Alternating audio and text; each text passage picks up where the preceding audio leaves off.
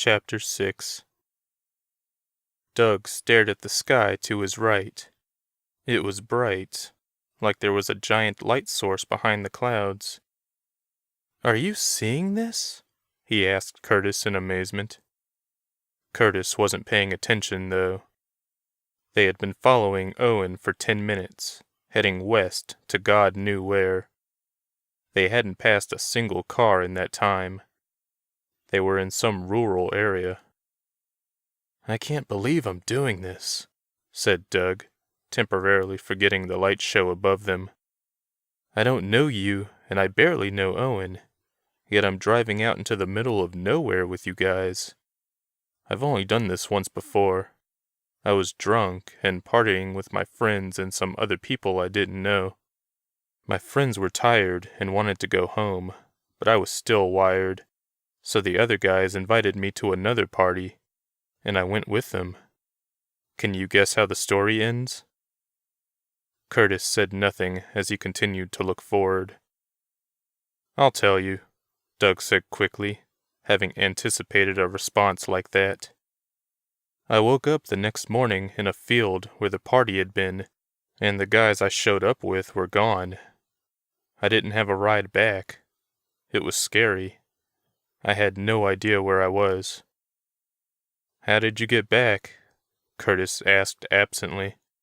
He was still focusing on Owen's car, which was barely visible in front of them.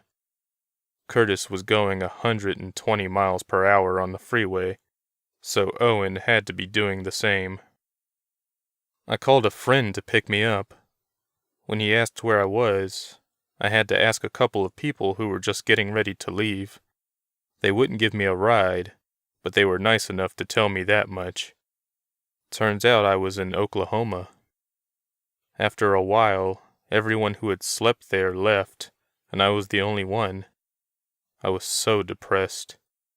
It took my friend an hour to show up." "That sounds like a good friend. I probably would have left your ass there." Curtis still sounded distant, but a smile formed on his face. "The best," Doug said. "It was actually my brother." Curtis looked at him now. Doug could feel his eyes watering up, but he managed to keep the tears away. "I'm sorry about what happened," Curtis said. "I don't have any brothers or sisters, so I can't imagine how it feels." "Well, Marco was your best friend, so I guess it's similar." "Yeah, I suppose. He was like a brother to me. I'd known him since we were 6 years old." Curtis didn't say anything else for a while. Doug went back to staring at the sky. The light source had moved away from the field to the freeway. Doug had to look straight up through the windshield to see it. What he saw frightened him. The rest of the sky in the distance was pitch black. Doug could swear he saw something just behind the clouds now, a large, dark mass. He also heard something. It sounded muffled, but deep. He rolled down his window and stuck his head out. The wind beat against his face. Looking up at the sky made him dizzy. He thought about pulling himself back into the truck, but he couldn't take his eyes off the sky. The sound he'd heard was much more pronounced, despite the wind. It sounded like a constant moan. The voice of a god, Doug thought. The moan was spine-tingling. Finally, he sat back in his seat and rolled up the window. "Dude," he said to Curtis, "there's some freaky stuff going on up there." Just then, a loud bang startled them. Up ahead, something crashed in front of Owen's car, causing him to swerve. It did no good, because he crashed into it anyway. And then something landed directly in front of Curtis and Doug. Curtis tried to swerve as well, but he crashed sideways into the object. The passenger side window shattered, spilling glass over Doug. He closed his eyes as the glass cut his face. When it was over, he opened them and saw, just outside, what they had hit.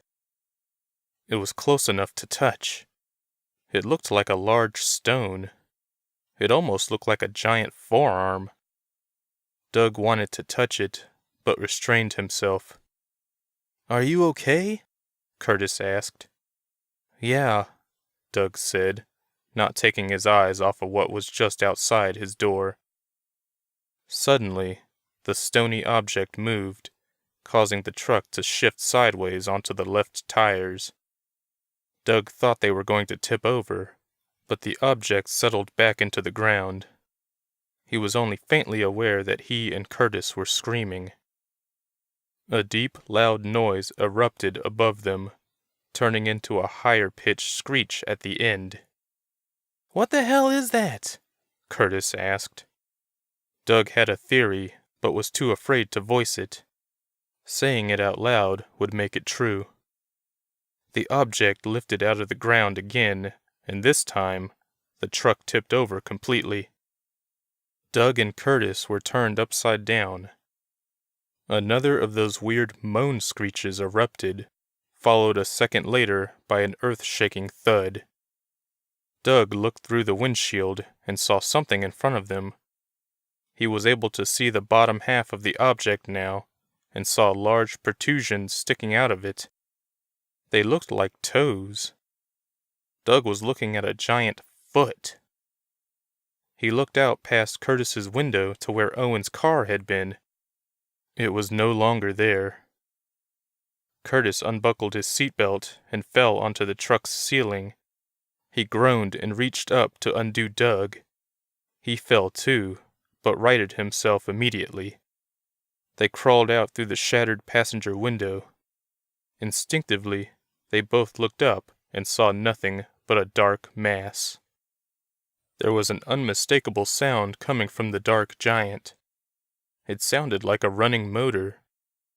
Doug had the impression that whatever was there was staring down at them.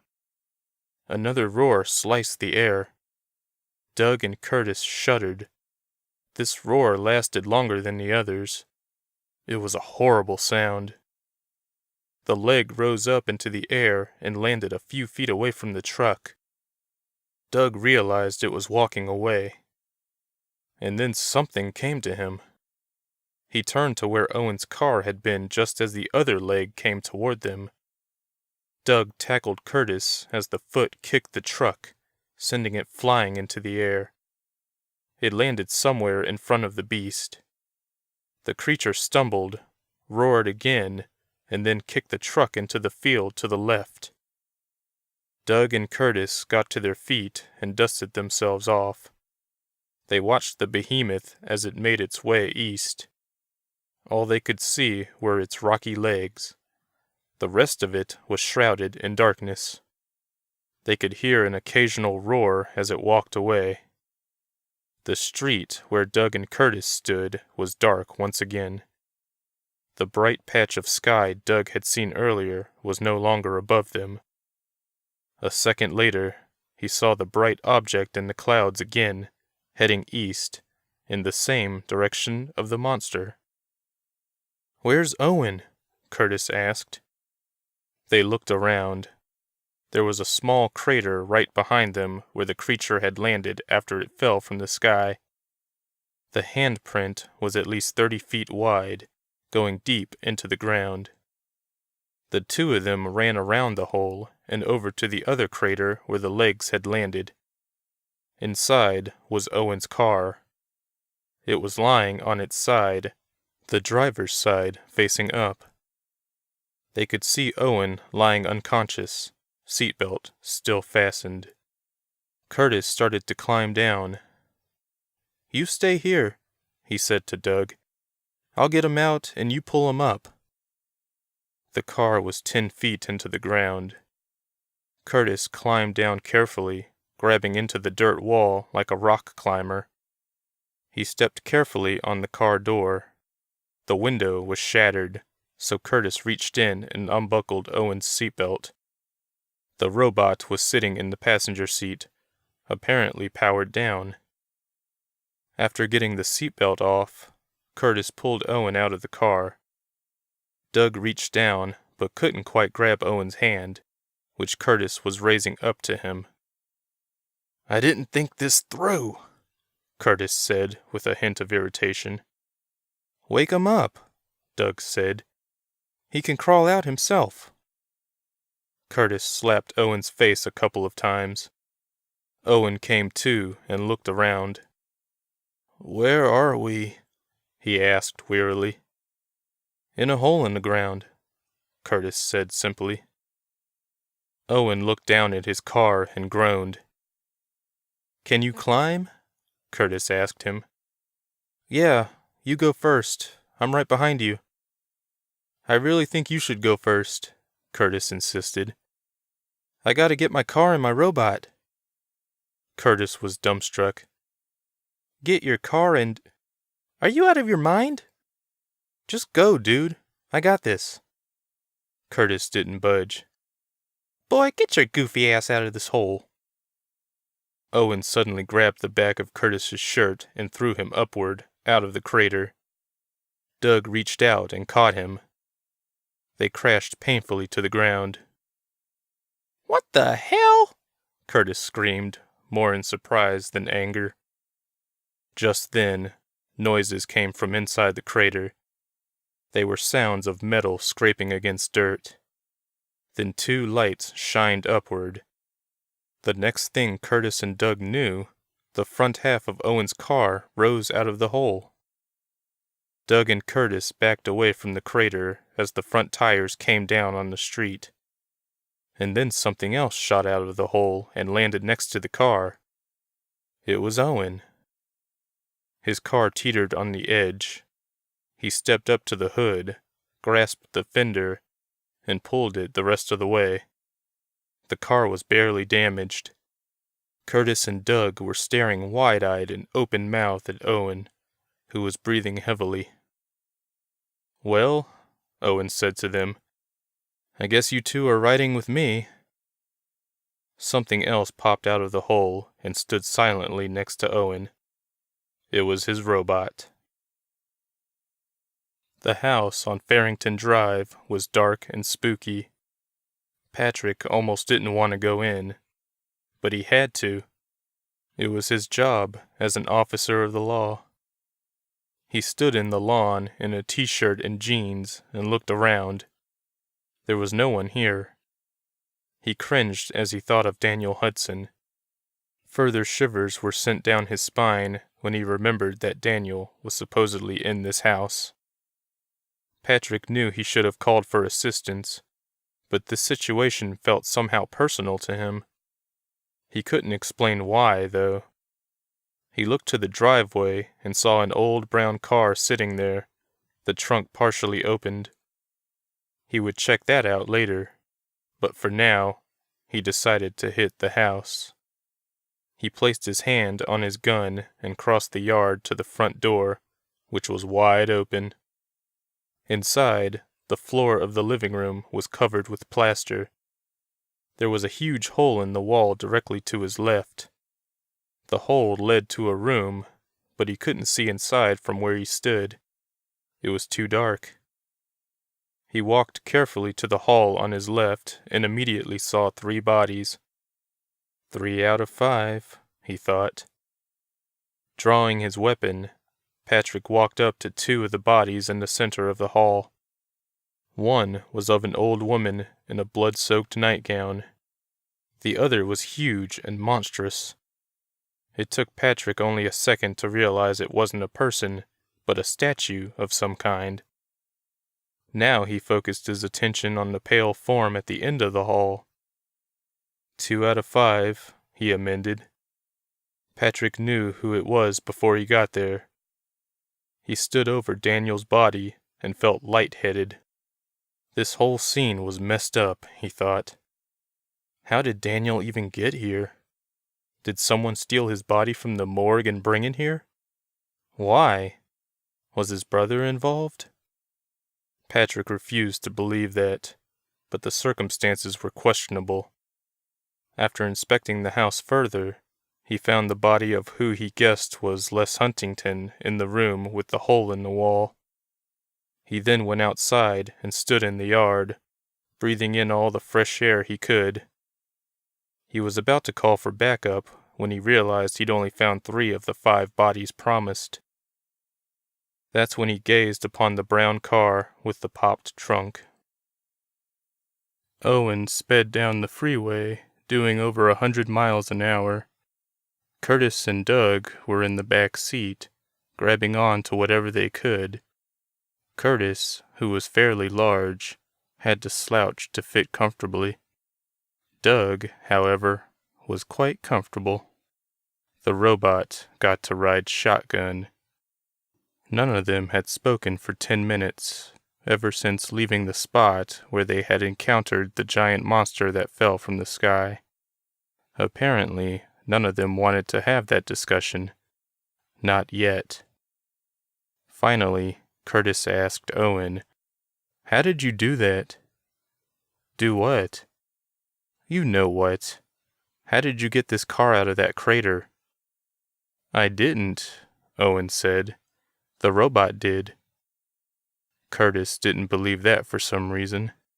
He knew there was more to Owen than what appeared. The boy was skinny and blond, with not much muscle on him. Maybe that bowling ball was giving him powers. "Where are we going?" Doug asked. "Birch," said Owen. "Why there?" "It's my hometown. I think I might find answers there." "You think?" Curtis said sarcastically. "Hey, I told you guys not to come." "No, you didn't," Curtis snapped. Owen was about to respond, but instead thought about it for a second. Then he said, "Well, me running out on you guys when you asked where I was going should have tipped you off. The only thing it made me think was that you didn't want to tell us about that ball you're carrying around." "I prefer to call it an orb," Owen said with a grin. The backpack with the orb inside was on the floor at the robot's feet. Curtis, who was sitting behind the passenger seat, could see it. He looked at Owen, whose face was lit up by the blue light from his dashboard, then stealthily reached between the passenger seat and the door. He wanted to open the bag to get a better look at the orb. His fingertips brushed against the pack's rough texture. He then felt the zippers. Both zippers had come together at the top of the pack. Normally, Curtis would have used 2 hands to open it, but he improvised and grabbed only one zipper. He pulled it to the right a little, then reached into the pack. He came in contact with something warm. Something cold and hard gripped his hand, nearly crushing it. Curtis groaned in pain and was met with electric blue eyes. Owen's robot had caught him. Owen looked back at him. "What are you doing?" "Nothing. Tell your robot to let go of me." Owen did. Curtis stared at his tortured hand and groaned again. "What were you doing?" Doug whispered. "Nothing. Just forget it." No one in the car was aware that the orb was now glowing faintly. Another bout of silence fell upon the car. Doug couldn't stand it anymore. "Are we seriously not going to talk about what happened back there?" he asked. Owen looked back at him through the rearview mirror. "What are you talking about?" Doug scoffed. "I'm talking about that huge freaking monster that dropped from the sky and almost killed us." Owen's brows pulled together in confusion. "What monster?" Curtis and Doug exchanged quizzical looks. "Where do you think the hole in the road came from?" Curtis asked. Owen puzzled over the question for a moment, then said, "I thought it was already there and that I drove into it." "No, dude," Curtis said. "A monster leg crashed down in front of you. You swerved but hit it anyway. You don't remember seeing the leg?" Owen turned back to look him square in the face. "Are you guys yanking my chain?" "No," said Doug. You don't remember swerving to avoid it? Why do you think we're riding with you in the first place? Curtis's truck was destroyed by the monster." Owen shook his head. "What did it look like?" "We don't know. All we could see were its legs." Owen looked at Doug through the mirror again, as if gauging whether he was speaking the truth. It was as if he couldn't accept it to be true. Doug didn't blame him. "That's not all," Doug added. "I think it fell from the shape I saw in the clouds." "Really?" Owen said unenthusiastically. "Yep. And that's still not all. The shape was heading towards San Sebastian." Nikki packed as much as she could, as fast as she could. She had no idea where she was going, but she knew she had to leave soon, before Owen found out she'd lied to him. She hadn't wanted to lie to him, but she'd found herself with no other choice.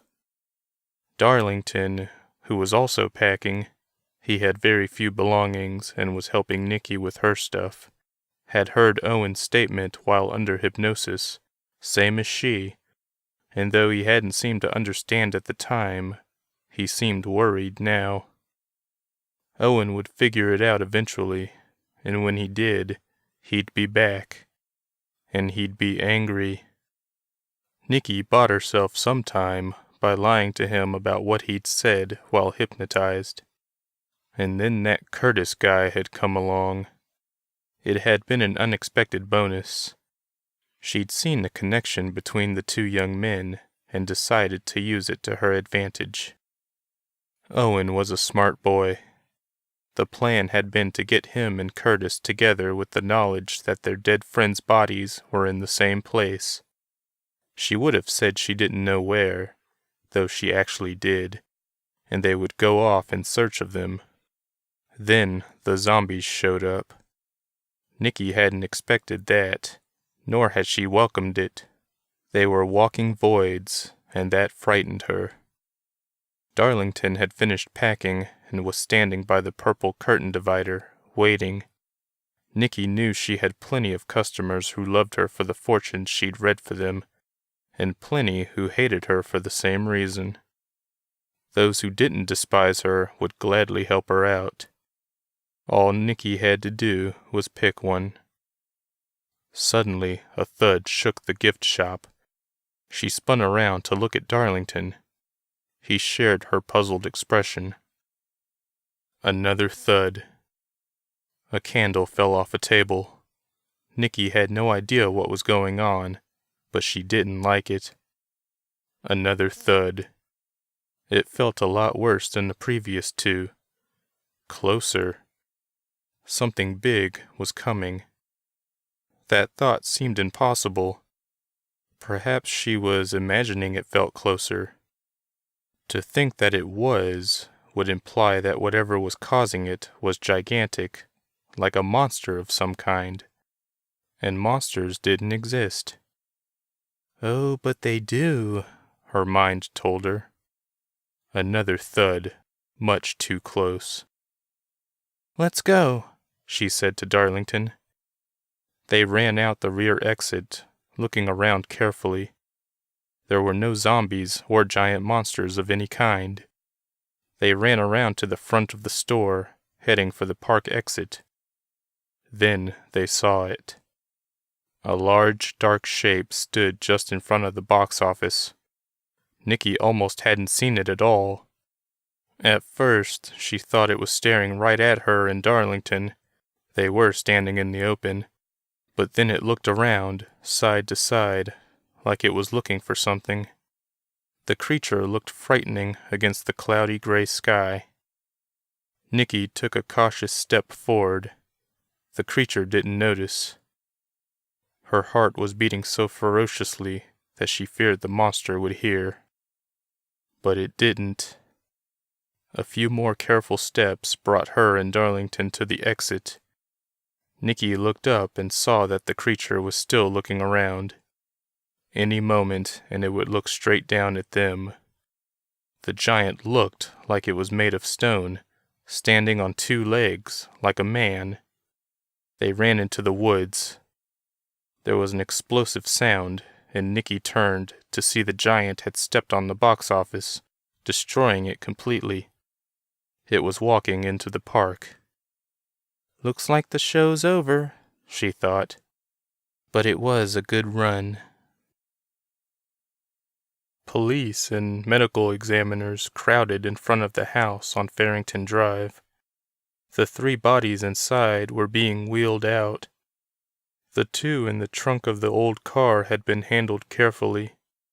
Patrick watched it all with a numb detachment.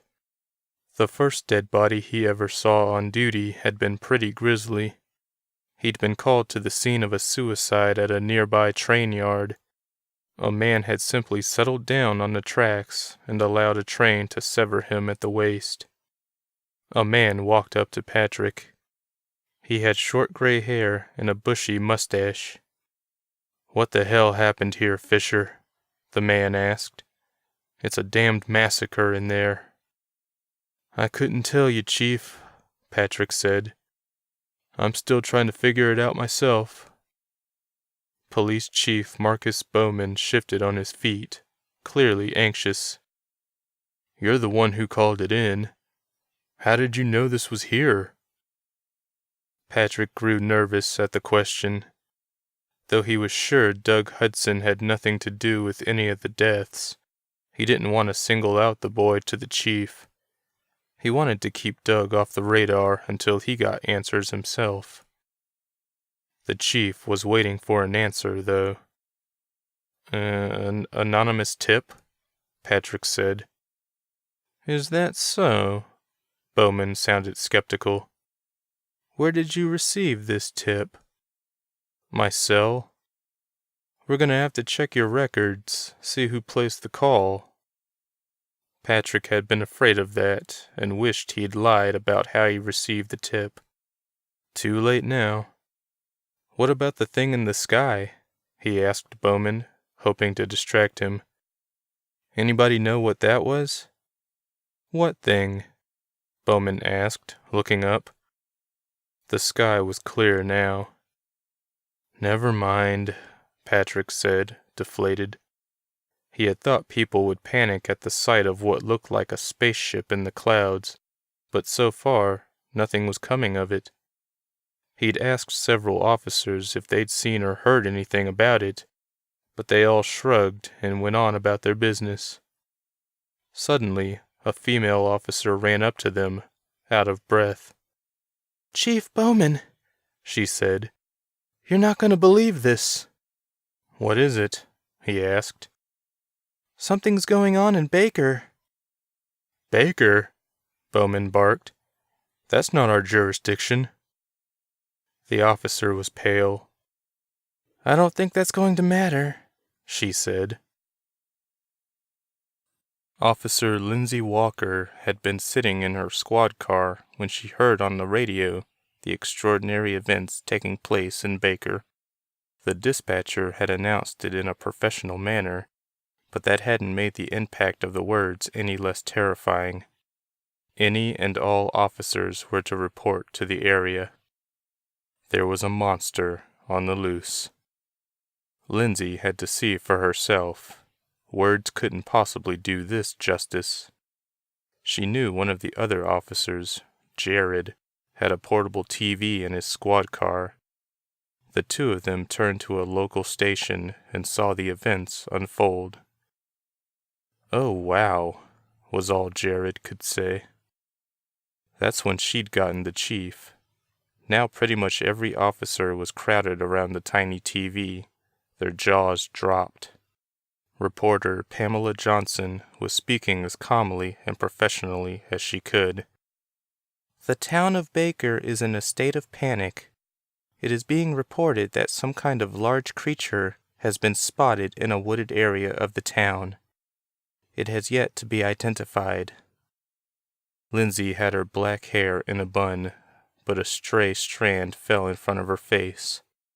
She swept it back as the reporter disappeared from the screen and was replaced by shaky footage of a street. There were large footprints in the asphalt. Finally, the camera settled down and a male reporter stood in front of it. His name read Henry Atkinson. "This is as far as we dare to venture to this exciting event," he said into his microphone. "From what we can tell, Pamela, the creature is over 50 feet tall. As of yet, no one knows what it is or where it came from." Henry's face was lit up like a child's, and Lindsay could tell he wasn't scared but excited about the events going on behind him. The cameraman zoomed into the woods that stood at the end of the street. It was hard to tell what was going on. All Lindsay could see were a dark mass of trees and a dark gray sky behind it. Then she saw it. Something moved within the trees. A sound, very faint, came from the tiny TV speaker. The creature, whatever it may be, was roaring. And now it stepped into the street. The camera shook violently as the cameraman turned and ran away from the creature before anyone could get a good look at it. "Holy monkey crap, run!" Henry Atkinson screamed.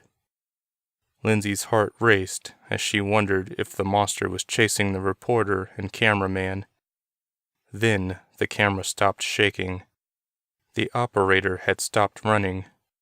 He focused the camera back toward the woods.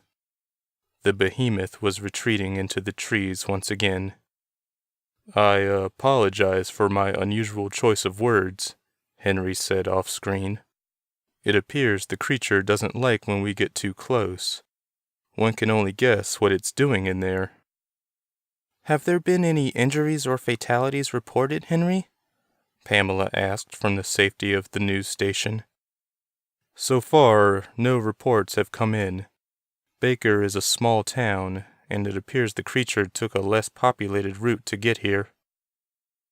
Lindsay looked to Patrick, who was standing a few feet away. He had gone completely pale. She was about to ask if he was all right when Pamela spoke. "This just in. Another creature has been spotted just outside San Sebastian, in Hayden County." "Another?" Lindsay thought in horror. "There are two of them?" The road was bumpy where Patrick was going. He and about a dozen police officers were heading to a field in Hayden County, not too far from where Patrick lived. He looked up at the sky. It was only slightly cloudy. He was fairly certain that whatever he had seen earlier had passed over this field. "What is going on?" he asked himself. He believed in aliens, sure, but never in a million years did he ever think he'd see one. Is that what these things were? He thought about the thing he saw in the clouds earlier. A horrible vision came to mind of these creatures flying around in the sky like spaceships. Was that the shape he saw? The shape, not of a ship, but of a monster? The thought was ridiculous. The dirt road was getting bumpier, and the trees that lined either side of it were thinning. Patrick could see a field to his right, barely lit up by the moon. There were small shapes moving along the field, and it took Patrick a moment to realize they were people. The field rose up to a small hill. The people were running to the top of the hill, looking at something on the other side. Patrick and the other officers parked on the field. If the monster was just on the other side of this hill, why were people running toward it? He was running up the hill now, breathing hard, but it had nothing to do with the exercise. He was afraid of what he was about to witness.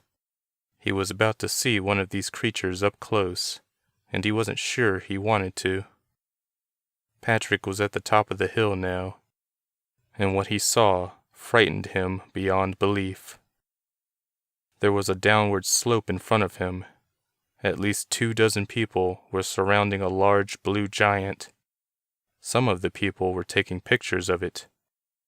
The giant was lying on its stomach. Patrick got a good look at its face. It looked as if it were chiseled from stone, with a pointed nose and a square jaw.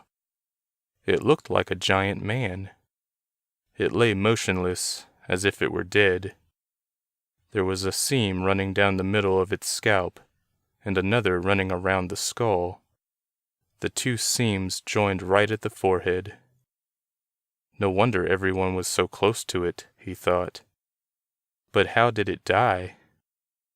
That's when Patrick noticed the ground around the creature looked like it had exploded outward, as if the giant had fallen directly on the spot from a great height. Patrick looked up to the sky again, the pieces falling together.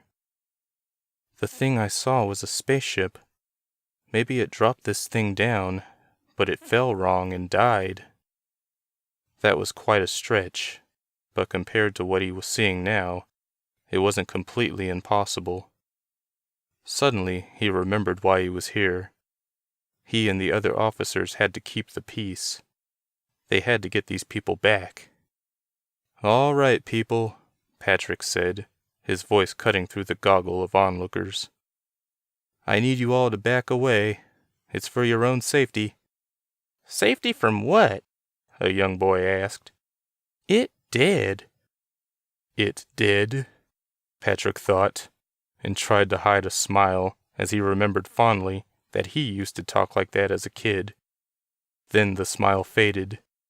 He looked back at the creature, which was only 10 feet away. Its gigantic blue stone eyes were staring at him, and he couldn't shake the feeling it wasn't actually dead. "We don't know for a fact it's dead," Patrick said to the crowd. "That's why I need everyone to step—" A gut-wrenching moan from behind him made everyone scream. Patrick turned around and saw the creature move. It pushed itself up with a massive arm. The crowd screamed again and ran from the scene. Patrick watched as the giant slowly got to its feet. It was enormous. It was now standing and looking around. It let out a bizarre roar, though its mouth remained closed. The roar was deep at the beginning, tipping off to a shriek. Patrick's eyes watered. It took a step forward. Someone rammed Patrick, causing him to fall to the ground. The creature's foot came down right where he'd been standing. He looked behind him and saw Lindsay with her arm around his waist, looking at the retreating monster. "Are you okay?" she asked Patrick. "Yes, thank you." The two officers got to their feet and watched the giant chase the screaming crowd on the field. "Come on!" Patrick shouted. They ran after the creature.